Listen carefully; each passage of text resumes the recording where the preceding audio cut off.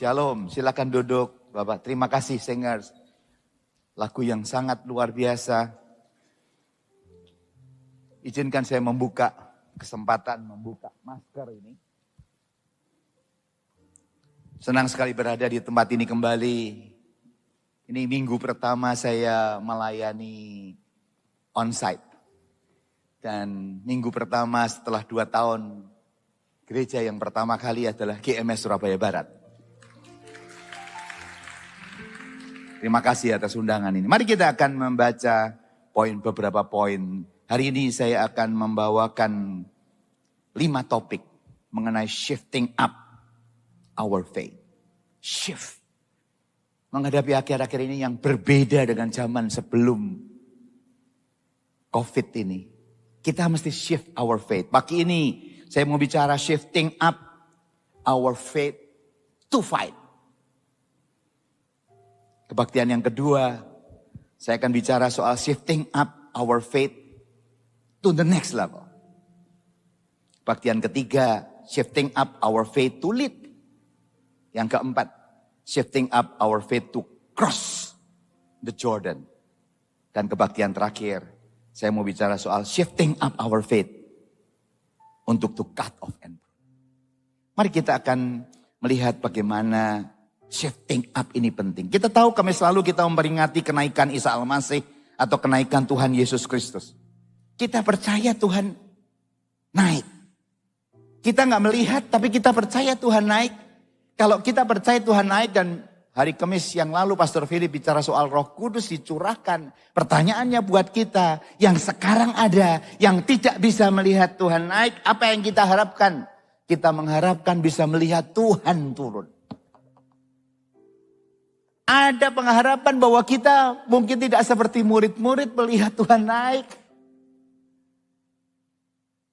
Tapi hari ini kita bersyukur hidup di zaman yang kita mungkin bisa melihat waktu Tuhan itu turun. Are you ready for that, guys? Kenapa kita di sini? Karena we are ready. Wow, kalau itu terjadi zamanku, zaman kita. Wow, melihat Tuhan turun. Tapi kalau kita lihat Tuhan turun, bagaimana caranya? Kita tahu di dalam Kisah 1:11, Yesus ini yang terangkat ke surga meninggalkan kamu akan datang kembali dengan cara yang sama seperti kamu melihat dia naik ke surga. Ini yang kita lagi tunggu. Bahwa Tuhan dengan cara yang sama, dengan mata kita bisa memandang kalau kita dikasih karunia Tuhan, melihat Tuhan turun. Tuhan turun, kita melihat dengan cara yang sama. Pertanyaannya, kalau sudah turun, Tuhan mau cari siapa dan cari apa? Lukas 18:8, akan tetapi jika anak manusia itu datang, adakah ia mendapati iman di bumi? Yang dia cari adalah iman. Makanya pagi-pagi ini 5 seri nanti saya bicara soal shifting up your faith. Karena yang dicari Tuhan adalah iman. Apakah kita punya iman? Wow. Tadi lagu tadi mungkin kita punya banyak masalah. Kita akan mengalami banyak masalah. Setiap kita yang hidup banyak masalah. Tapi yang membedakan, ada orang yang menghadapi masalah tanpa iman. Ada orang yang menghadapi masalah dengan iman. Dan Tuhan berkata, kalau dia turun, dia cari orang yang punya iman. Adakah iman ini? Itu sebabnya 5 kali saya mau bicara soal iman. Dan bukan hanya iman, faith. Tuhan datang untuk mencari orang yang setia. Faithful. Faith itu di dalam, inside, faithful, inside out. Faith dari outside in, dan faithfulness inside out, setia. Maka kata tuannya itu kepadanya, Matius 25, baik sekali perbuatanmu, hai hambaku yang baik dan setia. Engkau telah setia memikul tanggung jawab dalam perkara kecil. Aku akan memberikan kepadamu tanggung jawab dalam perkara besar. Masuklah dan turutlah dalam kebahagiaan Tuanmu. faith, and faithful. Hari ini, waktu kita terima, menanti kedatangan yang Tuhan yang kedua. Tuhan tanya, adakah iman buat kita? Dan kesetiaan. F. Takkan pernah ku bawa selain yang terbaik,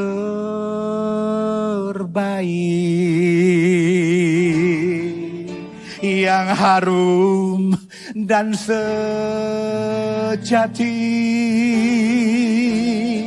di hadapan tahtamu. Yesusku, terimalah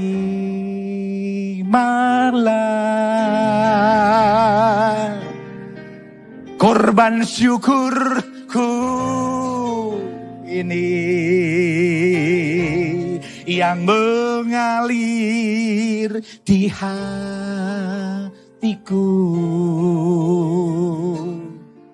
sebagai penyembahanku. Iman dan kesetiaan, itulah persembahan kita yang terbaik. Mari kita baca Keluaran pasal 17. Keluaran pasal 17 ayat 8 sampai 16.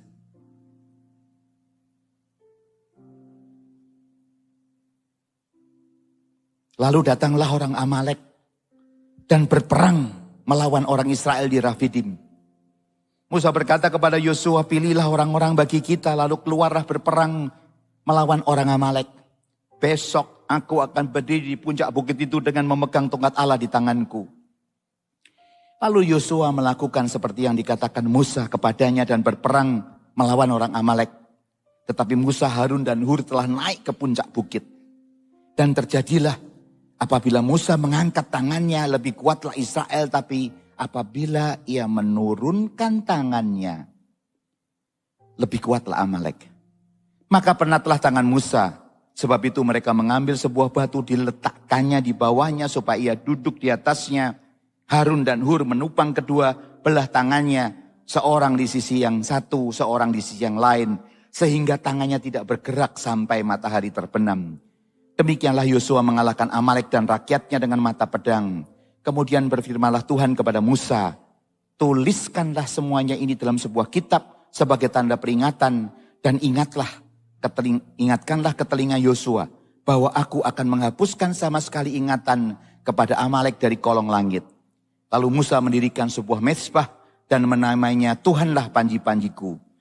Ia berkata, di tangan di atas panji-panji Tuhan, Tuhan berperang melawan Amalek berturun-turun. Kita mau belajar shifting up the faith of Israel. Perjalanan Israel kita tahu dari Mesir kira-kira 2 juta orang. 600.000 mereka menghitung 1 tahun itu. 1 tahun setelah mereka di dalam bilangan 1, 45, 46, 603.550 orang laki-laki 20 tahun ke atas. Kalau 600.000 wanitanya 600.000 1,2. Kalau mereka punya anak 600.000 1,8. Plus orang Lewi dan yang lain di atas 22 juta orang. Bayangkan 2 juta orang ini pergi, masalahnya banyak. Dari budak. Mereka mengalami banyak masalah. Yang pertama, laut. Bagaimana 2 juta orang ada laut yang berat. Tapi Tuhan memberikan dahsyat. Mereka mau diajar dari orang yang tidak punya iman. Setiap hari bekerja. Setiap hari melakukan yang sama. Batak 430 tahun doing the same thing every single day. Sehingga mereka tidak ada hope. Karena sudah 430 tahun. Dia dengar cerita Yusuf hebat. Dia dengar cerita Abraham hebat. Tapi the fact mereka mengalami every single day. My life is like this. Bukankah itu sering kita alami? Ya kita udah kayak gini kok Pak Paulus. Jangan berteori lah. Saya sudah begini. Dan dalam keadaan seperti biasa mereka dibawa keluar melihat 10 mujizat. Wah, luar biasa. Tapi mereka belum mengalami karena mujizatnya antara Musa dan Firaun. Mereka cuma bisa melihat mujizat pertama pada waktu menghadapi Teberau. Mereka punya iman enggak? Wow. Tuhan bawa shifting dari faith. Now, engkau mah face reality. Ada Teberau. Dan Tuhan tunjukkan, bam. Terbelah dia jalan. Mulai. Faith mulai terbantu. Setelah keluar. Sampai ke satu daerah. Marah. Airnya enggak enak. Pahit. Lagi. Mereka biasa makan, minum sebagai budak ada. Tapi di shift. I am the Lord yang will guide you. Tapi buat mereka, ini kayak gimana ya? Gak real kelihatannya. Udah lihat laut Teberau. Sukses. Tapi waktu menghadapi air pahit di Mara, mereka teriak lagi. Kenapa Tuhan? Tuhan buat kayu jadi. Dari Le minerale jadi L minerale. Manis. Ada manis-manisnya kok. Le minerale dari L minerale. Wah seneng lagi. Shifting up lerwet. Waduh. Wah, jalan lagi. Tiba-tiba gak ada makanan. Makan apa? Terus Tuhan lagi bawa orang Israel shift their faith dari mental budak kepada mental nanti di Kanaan kau pemilik dari Kanaan ini. Shift pelan-pelan di shift. Tiba-tiba sampai di sana gak ada makanan. Tuhan kasih burung puyuh dikasih mana. Wow ada ya. Ternyata bisa ya muncul. Tidak perlu nanem, tidak perlu menyebar, muncul tuh mana. Dari mana itu burung puyuh datang? Muncul lagi. Faith ketiga. Jalan di Rafidim. Gak ada air. Lagi mereka bilang gak ada air. Musa pukul. Air di gunung batu Horeb muncul. Begitu muncul air mengalir dari gunung batu. Mereka bilang, this is it. Inilah tempat yang enak di Rafidim. Rafidim artinya apa? Rest. Rafidim artinya stays atau resting place. Di Rafidim itu ada resting place. Bayangkan, ada mata air gunung Horeb. Ada mana di pagi, burung puyuh di malam. Enjoy. Kali ini benar-benar nih. Dari budak, jalan lewat Teberau. Kemudian Mara, dapat minerale, L, le jadi L. Kemudian makan makanan, mana burung puyuh, gunung batu, enak. Mereka santai, ini tempatnya. Rafidim, tempat yang resting place. Di tengah-tengah mereka santai, ayat 8 mengagetkan muncul. Lalu datanglah orang Amalek dan berperang melawan orang Israel di Rafidim. Sudah resting place, sudah enak. Ada makanan pagi, ada daging, ada air, ada semua. Wow, enjoy life. Tapi ayat 8, ada orang Amalek muncul. Serangan pertama muncul. Diserang orang Amalek. Dan kita tahu dari ceritanya tadi, kok Tuhan gak menghalau ya? Kok Tuhan gak berfirman? Kalau soal air, Tuhan berfirman sama Musa. Laut Teberau, Tuhan berfirman. Mana dan burung, daging, Tuhan berfirman. Gak ada air, gunung Horeb, Tuhan berfirman. Waktu Amalek muncul, kok Tuhan gak berfirman? Kenapa? Kok gak ada intervensi Tuhan ya? Ini Tuhan pengen shift your faith. Engkau pengen masuk ke daerah baru, bukan daerah yang kosong. Daerah yang penuh susu dan madu. Artinya kalau ada susu, ada madu, tanamannya besar-besar, pasti ada orang yang nempati. Dan itu berlimpah. Artinya orangnya bagus, orangnya pintar pertanian, orangnya pintar segala macam. Wah bagus. Nah Tuhan bilang kamu kan masuk ke daerah yang sudah di well prepared orang lain loh. Engkau masuk. Artinya harus perang, harus duduki. Jadi begitu ada orang Amalek datang, Tuhan kok kayaknya nggak berfirman ya, how to defeat ya. Kenapa? Karena itu konsekuensi logis. Kalau aku berkata, firman Tuhan, engkau akan masuk ke daerah yang susu dan madu. engkau harus mau perang. Makanya diajarin dia shifting up their faith to fight. Itu konsekuensi kita kalau mau menang. Kita berkata, orang Kristen kita lebih dari pemenang, ku menang, ku menang. Nah kalau gak mau perang gimana menang? Kalau engkau menghadapi saya mau hidup santai-santai, gak ada perang, bawa puluh semua gini, engkau bukan pemenang. Tapi kalau kita berkata, aku mau jadi pemenang. Shifting up your faith to fight. Kok Musa gak tanya Tuhan ya? Anda perhatikan gak? Saya mikirin ini. Kok waktu ada Amalek gak ada firman Tuhan dan Musa gak tanya Tuhan. Tuhan, what should we do? Inilah orang yang punya iman. Musa tahu bahwa ini konsekuensi. Waktu Tuhan bilang Musa, bawa orang Israel ini duduki negeri. Karena di sana ada susu, madu dan tanaman semua well prepared. Dan waktu Musa dengar gitu, I know the consequences God. Thank you that. Dan I had to fight. Dan makanya dia gak tanya Tuhan langsung. Dia perintahin. Kenapa? Musa pegang visi Tuhan. Wow. Ini saatnya ini. Sudah mulai. Kalau perjalanan laut Teberau. Kemudian dari mendapatkan El minerali. Kemudian mana. Kemudian burung puyuh. Kemudian gunung Horeb. Musa gak mau berhenti di sini. Waktu mulai dia berhenti di resting place. Orang Amalek mulai datang. Amalek itu keturunan Esau. Dia yang artinya apa? Orang yang tinggal di lembah. Dia tahu daerahnya. Dia ngerti daerahnya. Dia menguasai daerah. Orang yang mengerti daerah ada 2 juta orang. Dia mau serang. Dan Musa gak takut. Ini makanan pertama.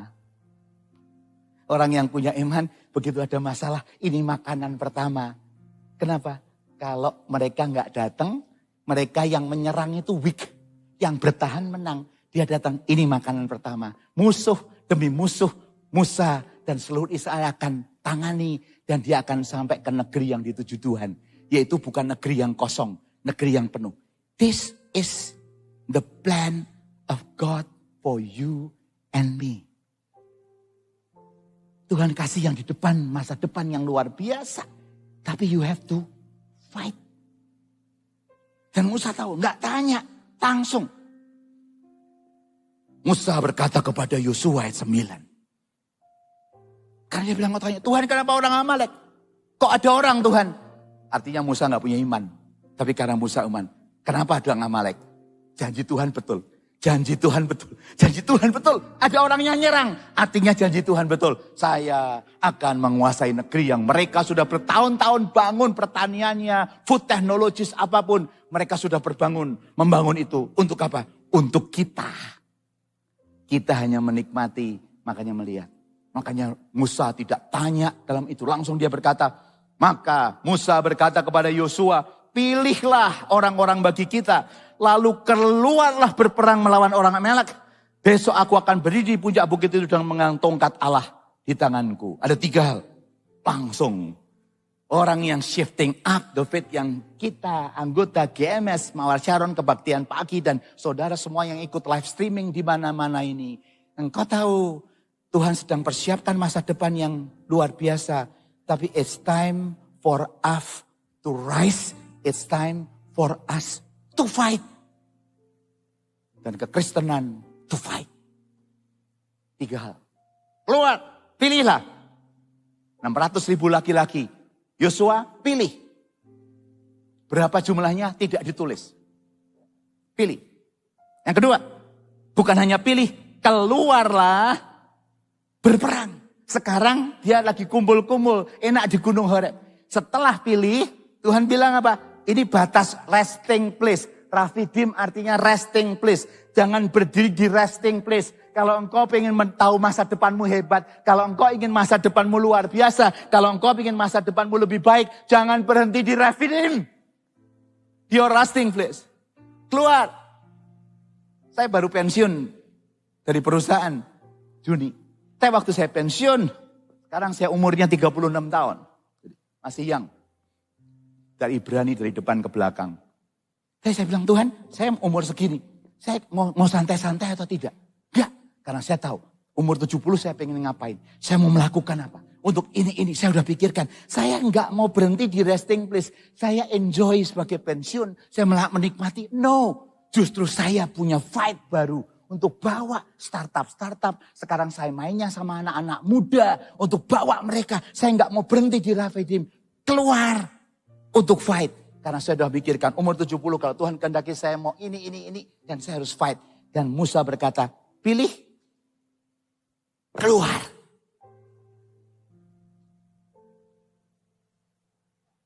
Kalau kau mau santai-santai. Ya di Rafidim ya biasa. Tapi jemaat Mawar Sharon. Tuhan lagi persiapkan di depan yang luar biasa. Kenapa banyak orang-orang Kristen tidak mendapatkan yang luar biasa? Karena dia stay di Rafidim. Di your resting place. Saya kalau mau enjoy enak. Saya cukup mendapatkan semua pensiun. Tapi saya nggak mau. Justru saya mau fight. Untuk keluar. Dan Tuhan bilang keluar. Berperang. Karena masih ada daerah baru yang kolasen. Rafidim is not the place that Tuhan reserve for you. Tempat yang lain. Dan Musa berkata kepada Yosua, pilih keluar untuk berperang. Nggak tanya sama Tuhan caranya gimana loh, perang. Karena dia tahu Tuhan menyertai kita, jangan every single things. Engkau bertanya iman berjalan bersama Tuhan, keluar. Besok, tapi kamu nggak sendiri kok, kamu perang. Saya juga keluar dari my resting place. Musa berkata, I don't want to stay here. Saya akan keluar, naik ke atas bukit. Dan saya akan memegang tongkat Allah. Dan kalimatnya luar biasa. Lalu Yosua melakukan seperti yang dikatakan Musa kepadanya. Dan berperang melawan orang Amalek. Tetapi Musa, Harun, dan Hur telah naik ke puncak bukit. Lihat kalimatnya. Pilih orang, keluar. Waktu Yosua pilih-pilih orang, Musa nggak diem. Waktu Yosua sedang pilih orang, Musa keluar dulu dari resting place. Dia berkata, dia naik ke atas bukit. Sehingga waktu Yosua mulai perang, Musa sudah sampai di sana. Itu artinya iman shifting place. Musa mau belajar. Sekarang saya udah melihat kuasa Tuhan 10 tulah. Saya melihat laut Taberui. Saya pengen lihat kuasa Tuhan. Karena Tuhan adalah Allah peperangan. Saya mau maju ke depan. Saya pengen melihat bagaimana orang Israel menang. Tapi dia ke atas dulu. Pemimpin yang luar biasa. Berjalan iman walaupun dia tidak melihat. Tapi waktu dia perintah kamu keluar. Saya sebagai leader keluar dulu. Saya di atas untuk melihat bagaimana Tuhan mengalahkan orang Amalek dan kau yang perang. Saya perang secara spiritual, engkau perang secara natural. Selalu shifting up your faith. Waktu engkau perang, doa dengkul ini penting saudara. Kalau engkau doanya tidak kuat, musuh kita besar. Engkau pengen punya jabatan tinggi, engkau pengen punya bisnis lebih bagus, engkau pengen masa depan dengkulmu lebih baik enggak? Saya bangun pagi untuk apa? Doa. Saya pagi ini berdoa dan saya berdoa hari ini by name untuk orang yang ulang tahun hari ini yang ada di address book saya. Saya tahu, saya doa buat mereka, saya berdoa untuk kebaktian. Doa ini membuat kita kuat. Kenapa kok jadi? Apa kunci sukses Pak Paulus? Dari orang biasa sampai menjadi direksi perusahaan besar. Kuncinya adalah doa dan mau perang. Tidak berhenti di resting place. Dan Musa naik. Dan terjadilah dua peperangan yang besar. Shifting up. Tuhan menciptakan kita untuk menduduki daerah baru. Saya mau perang. Dalam fisik, di dalam doa. Dan terjadilah kalimat ini demikian indah. Apabila Musa mengangkat tangannya, lebih kuatlah Israel. Dan apabila ia menurunkan tangannya, lebih kuatlah Amalek. Musa nggak mau turunin tangan. Musa maunya angkat tangan. Tapi dia sebagai manusia capek. Waktu capek dia istirahat sebentar. waktu istirahat sebentar, kalah. Itu sebabnya Tuhan berkata, tetaplah berdoa. Kenapa Tuhan bilang kita shifting up our faith dengan prayer? Kalau kita capek prayer sedikit, kalah. Lalu dari mana cara berdoa Tuhan? Engkau harus berdoa senantiasa, caranya kayak gimana? Bukan berarti kita harus begini. No, every single day, every single hour, pray. Hidup kita pray. Waktu tadi penyembahan, saya senang menikmati penyembahan lagu terakhir khususnya. I can feel the presence of the Lord dan I pray. Untuk orang-orang yang lagi punya masalah. Lihat. Begitu engkau turunkan doamu, engkau menurunkan frekuensi doa, engkau menurunkan sesuatu yang karena capek, whatever turun. Makanya waktu itu kau merasa kalah. Kok persoalan banyak ya? Kok kayak serangan banyak? Jangan tanya Tuhan. Tuhan bilang, do you pray? Capek. Saat begitu capek istirahat sebentar, angkat lagi. Waktu mengangkat pujian, tahu Tuhan. Muncul kemenangan lagi. Maka penatlah tangan Musa. Tidak kuat. Itu sebabnya perlu CG. Anda harus aktif di CG karena alone tidak kuat. Jangan sombong. Sehebat-hebat Anda hidup sendiri gak kuat. Makanya suami-suami yang paling penting kamu sama istri berdoa berdua. Saya every night, almost every night. Jam 8 saya mesbah doa sama istri. Pagi kadang-kadang kita sendiri, kadang-kadang kita sama mesbah syukur. Supaya dia bisa bersekutu, saya bisa bersekutu sendiri. Tapi almost every single night kalau kami ada. Kami jam 8 gak mau ada yang lain. Kecuali ada meeting tertentu atau ada session tertentu. Untuk sesi, untuk pengajaran. The rest saya gak mau ada acara. Jam 8 adalah waktu kami berdua pray.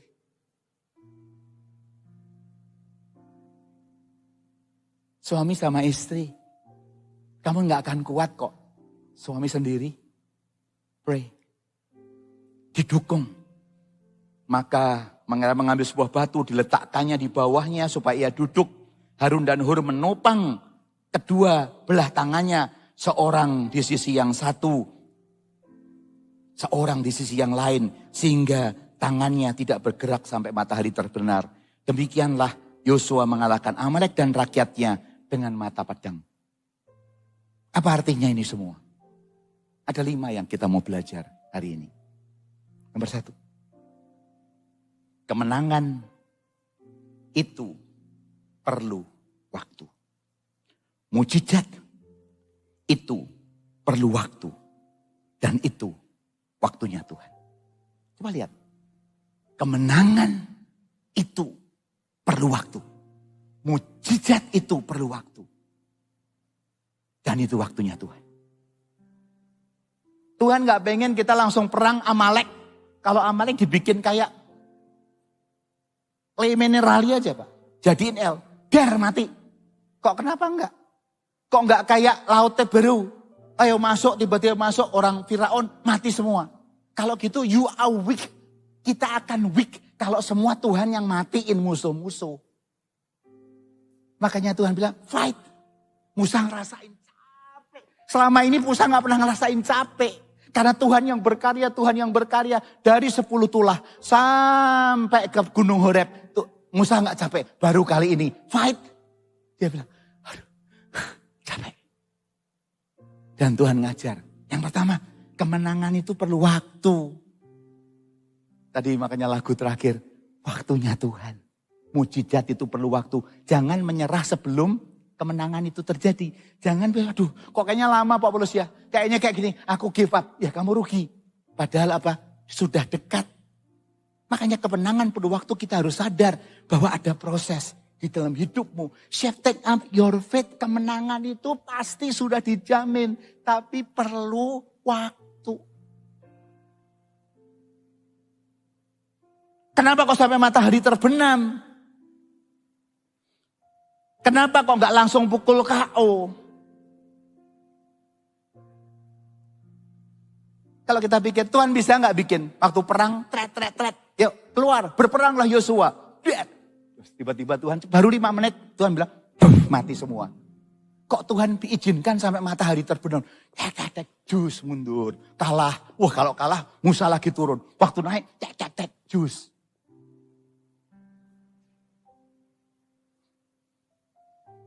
Tuhan mengajarkan shifting up faith yang kedua. Kemenangan itu perlu daya tahan.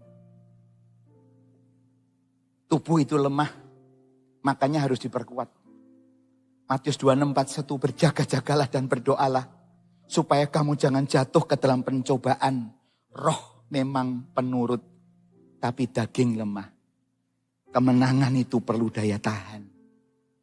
Dan daya tahan yang paling lemah adalah tubuh ini. Aduh Tuhan, kayak gak bisa nih Tuhan. Saya gak bisa. Saya mengalami banyak, selama 38 tahun saya sebagai pimpinan perusahaan. Kemarin saya melewati Surabaya, Mojokerto, Jombang waktu kami membangun tol itu. Orang yang mengantar saya bilang, Pak ini loh Pak jembatan. Yang Bapak doain gak ada hujan ini jembatan. Waktu saya khotbah di Mawar Syaron pada waktu itu. Harus 72 jam tidak boleh ada hujan. Karena kita lagi bangun tonggak ini cor. 72 jam, 200 truk anak buah saya gak boleh ada hujan. Kalau hujan hilang miliaran Pak. Kesini di Brantas kemarin waktu lewat itu yang nganterin saya Pak Robi bilang di tempat ini loh Pak, Bapak berdoa nggak boleh ada hujan. Waktu dia bilang begitu kepada saya, so gimana? Oke, yuk kita datang ke Sungai Brantas. Kita datang, saya berdoa, Tuhan 72 jam jangan ada hujan Tuhan. Karena anak buah saya lagi fight 200 truk terus 72 Tuhan. Deg-degan nggak? Deg-degan. Waktu saya berdoa sama Tuhan, nggak boleh ya. Pakai sapu lidi, pakai bawang merah, pakai pak gini, dukun. Tidak boleh ada. Saya udah berdoa kepada Allah. Anak buah, loh biasanya kan harus pakai pawang hujan Pak. Ini pawangnya hujan dari Tuhan. Kita berdoa. Waktu engkau percaya sama Tuhan, jangan punya alternatif lain. Tidak ada itu dukun-dukun pawang hujan. Jalanin. Nah, anak buah kan berani aja. Kalau hujan kan yang salah anak buah. Kalau rugi puluhan miliar kan bos yang suruh. Percaya. Singkat cerita, saya harus khotbah Minggu. Wah dari Sabtu, gak ada hujan.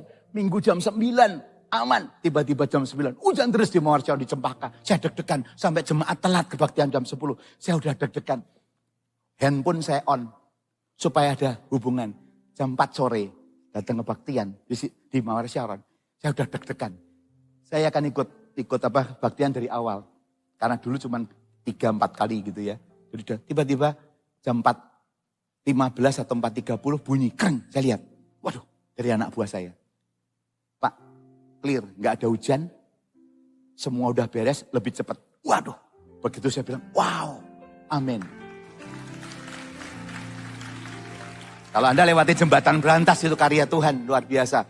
Dan waktu itu saya melihat, baru saya melihat singer dan song leadernya itu kesuwen kabeh. Kok lama banget, aku pengen maju khotbah ini luar biasa ini. Aku mau kesaksian, itu rasanya yang mimpin itu udah lelet kabeh. Saya mau khotbah kok lama ya, ada pengumuman, ada begini. Aku udah pengen maju karena mau saksikan. Lihat, 72 jam Tuhan beres. Tanpa ada ini dan itu 2 Brantas. Waktu kemarin lewatin saya udah gak inget. Pak Robi bilang, Pak di tempat ini. Tapi jangan ada alternatif. Kemenangan itu perlu daya tahan. Dan percaya. Yang ketiga, kemenangan itu perlu kerjasama. Sinergi pemimpin dan bawahan. Musa dan Harun naik. Saya naik. Tidak akan ada hujan. Waktu kami bangun Resta 456 di Ungaran pas musim hujan, pada waktu itu juga mau lebaran. Anak buah saya bilang, Pak Paulus tolong doain ya. Saya sudah terkenal saudara jadi pawang hujan, tahu nggak? Presiden direkturnya mau ngawinin anaknya. Di open Desember kok di open air. Pak Paulus tolong doain ya supaya jangan hujan. Waktu saya di Resta 4 ada istri saya. Tuhan supaya mereka melihat bahwa Allah itu sanggup melihat. Peperangan itu terjadi. Sanggup melihat. Engkau Allah yang luar biasa. Persis saya sering kesaksian di tempat ini. Waktu anak buah saya melihat, Pak, tanahnya 4 kilo itu gembur, Pak, di Jombang. Yang kemarin saya ini gembur, Pak, gak pernah duga. Dia pengen ada teori baru dengan geotekstil harus begini, Pak, supaya keras. Tambahan budget begini karena ini kok kenapa gembur. Saya cuma bilang, Tuhan, Engkau bisa buat air jadi anggur. Itu kata orang. Aku hanya bisa baca. Engkau bisa meruat air dari Gunung Horeb. Sekarang ini gembur. Dan saya berdiri di Jombang di tengah anak buah saya. Berkata, God, tanah lembek jadi tanah keras. Dan saya bilang, saya sudah doa. Tidak ada budget buat yang lain. Engkau cek lagi. Berani enggak? Berikutnya dicek. Cek. Pak, ternyata benar dari 4 kilo. Yang gembur benar cuma 400 meter. Yang lain keras. Cuma 10%. Waktu saya datang dibangun. Ada CFO saya dari Hong Kong datang, orang Australia. Di tempat ini. Tuhan yang berperang. Tanah gembur terjadi di Jombang Mojokerto. Dari lembur. Jadi kuat. Karena apa? Karena kita mau keluar berperang. Dan Tuhanmu is so real. Maka saya mengalami mujizat demi mujizat is so real. Jangan hanya cerita, Tuhan bisa lihat air, mengubah air jadi anggur. In this area, tanah gembur jadi tanah keras. Can you imagine? Kenapa? Fight, shifting up your faith. Faith bukan hanya waktu Tuhan bisa mengampuni dosa, sakit engkau disembuhkan. Tapi in your business. In your area, in your problems, Tuhan bisa membuat sesuatu yang tidak pernah kau pikirkan. Amin. Kalau engkau percaya. Yang keempat, ini yang menarik. Kenapa kau sampai akhir? Matahari terbenam baru. Yang keempat, Tuhan tahu batas maksimal kekuatan kita. Wow. Dan ketika kita sudah berjuang sampai batas maksimal, maka kemenangan itu diberikan. Saya ulangi lagi. Tuhan tahu batas maksimal kekuatanmu dan ku.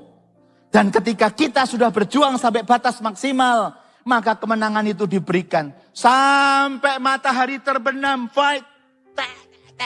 Terus waktu terik, gak ada istirahat terus. Jam 3, jam 4, jam 5, mulai hampir jam 6. Kita udah capek. Dan Tuhan tahu batasmu cuma sampai matahari terbenam. Kamu cuma berperang cuma 12 jam maksimal. I know your strength. I know your kekuatan. Tuhan tahu kekuatanmu, saudara. Mungkin istri gak tahu kekuatanmu. Mungkin suami gak tahu kekuatanmu para istri. Tapi God knows your strength. Yang mendengarkan live streaming, God knows your strength. Batasnya Tuhan tahu, Dia pencipta kita. Kenapa? Tunggu sampai matahari terbenam. Engkau berusaha semaksimal mungkin. Setelah waktunya Tuhan, kemenangan itu diberikan. Musa diangkat. Menang, Tuhan tahu. Dan jangan minta Tuhan cepet-cepet. Tuhan kok saya punya masalah, ini cepetkan. No. I know yours. Fight dulu. Supaya Anda strong enough. Waktu engkau sudah strong enough dan fight enough, I will give you rest. Pencobaan yang kamu alami adalah pencobaan biasa yang tidak melebihi kekuatan manusia. Sebab Allah setia. Dan karena itu, Ia tidak akan membiarkan kamu dicobai melampaui kekuatanmu. Minggu-minggu ini saya lagi belajar bersyukur karena masalah yang sedang saya hadapi. Selama ini I'm fighting terus. Kami berdua suami istri fighting. Tapi minggu-minggu Tuhan berkata, bersyukur. Kamu bersyukur gak? Kamu dapat masalah ini. Oh, kenapa Tuhan? Ya, artinya Tuhan tahu kamu kuat. Tuhan tahu kamu kuat enough untuk menghadapi ini. Wow, saya bilang, oh terima kasih Tuhan. Ternyata persoalan ini saya tahu Tuhan membuat saya enough. Berubah. Langsung minggu ini saya bisa melihat sesuatu. Terima kasih Tuhan. buat masalah yang saya hadapi. Karena saya tahu Tuhan berikan masalah itu buat saya. Artinya Tuhan bilang saya cukup kuat. Karena Tuhan berkata, aku akan berikan pencobaan kepadamu yang tidak melebihi kekuatanku. Waktu engkau bisa memandang, mengucapkan syukur, terima kasih Tuhan. Ayat berikutnya, pada waktu kamu dicobai, Ia akan memberikan kepadamu jalan keluar. Sehingga kamu dapat menanggungnya. Dan jalan keluar itu kadang-kadang fight. Jalan keluar itu kadang-kadang fight. Pak, 72 jam 200 truk Pak. Gak boleh hujan Pak. Caranya gimana? Pak, tanah gembur Pak. Harus dipakai teori, harus jadi tanah bagus Kak. Fight.